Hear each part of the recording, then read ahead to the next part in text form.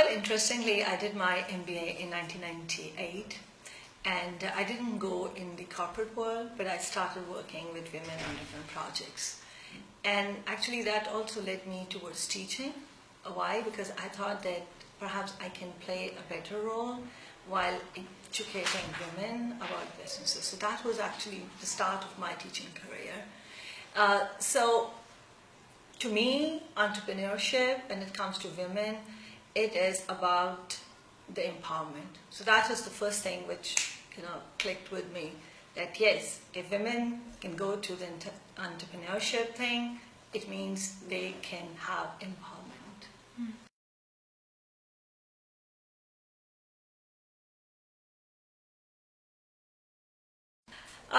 Actually, it's quite a deal.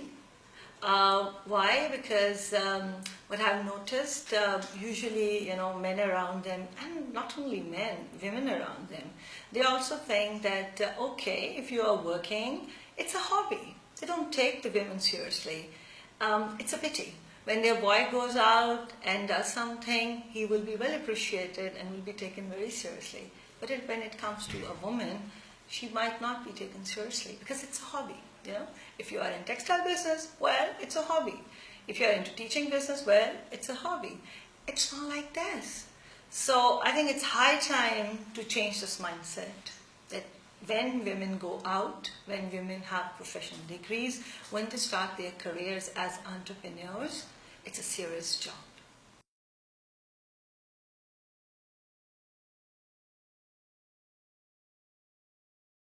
There are multiple challenges.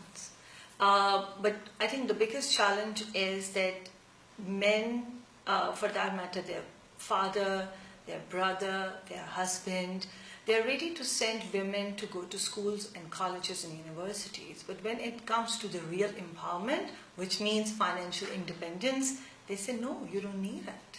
Your husband can provide you money. Your father can provide you money. And I know people even say this, don't start your business. Why don't you take money from us? So I think that's the kind of mindset that we need to change. And that is the biggest challenge that we face in Pakistan, that how can we tell men around us, women around us, that if a woman has some inspiration, for developing a career, as her own career, not like working in a corporate world, she should be given that supportive environment. I'm not at all suggesting that this is easy and it will happen overnight. It will definitely take a lot of time, but we need to start at some point. So the challenge is to start that point as soon as possible. The good news is it is already happening.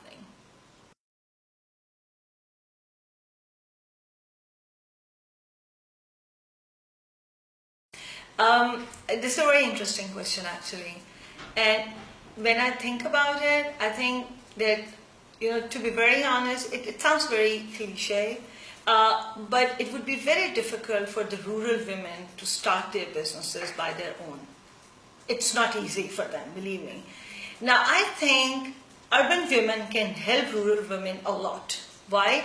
Because urban women have somewhat more empowerment as compared to our rural women. Now, if they start any business and if they plan their supply chain intelligently, they can bring these rural women into, urbanized businesses. So this is a connection in between which I see. A well-educated urban woman will start a good business, considering the fact that, all right, I can be an opportunity for these rural women and develop the business in such a way. So I think that might be an intelligent way to fill this gap. And of course, gradually with passage of time, as women are getting more educated, and that education is also spreading, though very slowly, but it is spreading in our our rural areas as well. So perhaps within a few years' time, this integration might help us, in improving this whole process of bringing most of the women in the workforce. But it might happen, yeah.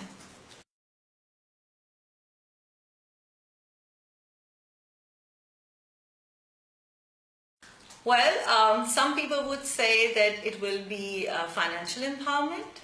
some people would say it is the empowerment, like they have the freedom to do whatever they want. I think empowerment means respect. And I really believe in it, because in a male chauvinistic society, women don't get respect. Now, if you really want to empower women, start giving them the very basic thing, which is called respect. And the moment you will start giving them the respect, everything will follow itself. Because if you respect someone, you give that individual a liberty to think the way that individual would like to. So it starts with respect. And most of the times I find that even well-educated men, they don't give respect to women.